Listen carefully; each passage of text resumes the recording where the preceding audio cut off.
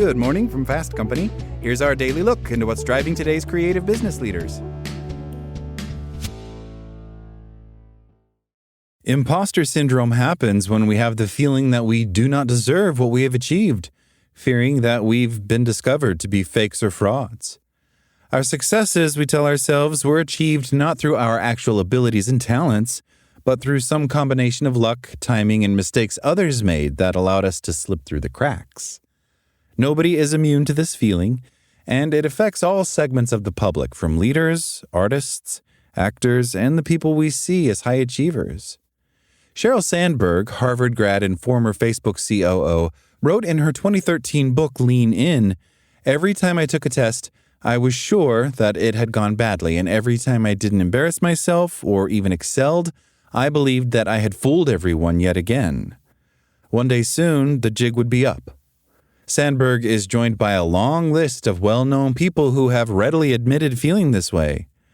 But emotional intelligence offers us help and direction in overcoming this pervasive yet very common problem. Commonly understood as the ability to recognize, understand, and manage our emotions, emotional intelligence gives us the ability to understand ourselves and others in ways that increase our ability to work through our unpleasant thoughts and feelings. As an author of 2 books on emotional intelligence, I have written extensively on the topic. When we experience imposter feelings, they provide us with guidelines and tools that will help us to release the negative impacts that come with them.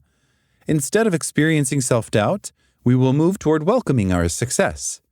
Self-awareness, the root of emotional intelligence, is a powerful aid in determining how we relate to self-doubt and our inner voice.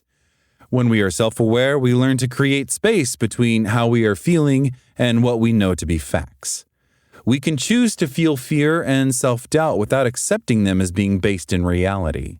This allows us to choose thoughts that support that we have genuinely earned our achievements. People with strong emotional intelligence have the ability to relate to and connect well with others. When sharing their doubts, they soon become acutely aware of how common this problem is, allowing them to normalize their feelings around the issue. This provides them with relief that what they are experiencing is nothing out of the ordinary that needs to be feared and overly stressed about. Knowing that there are many others who experience the same thing takes a lot of the sting out of our feelings that we are alone with this experience.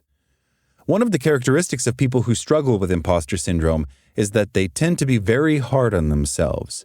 This was true for Susan Smith, a college professor and the CEO of the nonprofit management company Social Impact Architects, who describes herself as a recovering perfectionist. As Smith tells her entrepreneurship students, imposter syndrome isn't proof you're unqualified. It's often evidence that you're growing. She has spent the last decade becoming more emotionally aware of that tendency and intentionally practicing positive self-talk.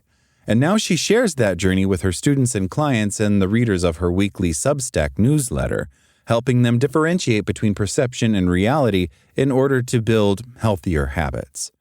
Often, when we're being hard on ourselves, it means that we are giving little attention to our strengths and instead are amplifying our weaknesses.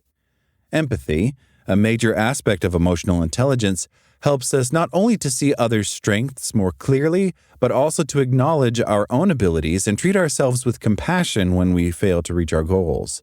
It helps us to recognize that we are a work in progress and to understand that setbacks and failures are a normal part of the learning process.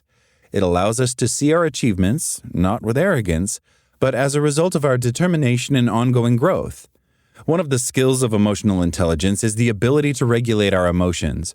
Imposter syndrome can bring up strong feelings of anxiety, causing us to over-prepare or avoid so that we don't have to deal with strong feelings. People who know how to regulate are able to keep thoughts and feelings from overwhelming their ability to think rationally and logically. They have developed the ability to remember times that they successfully overcame stressful times and to think of situations that ended well.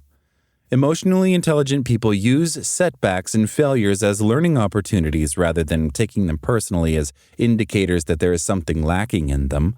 They understand that oftentimes very successful people have failed multiple times.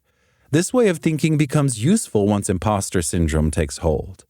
But when it does, We can look back and see that our progress indicates a persistence, determination, and ability that over time end up showing results rather than internal doubts about our success. That's all today from Fast Company. Talk to you tomorrow.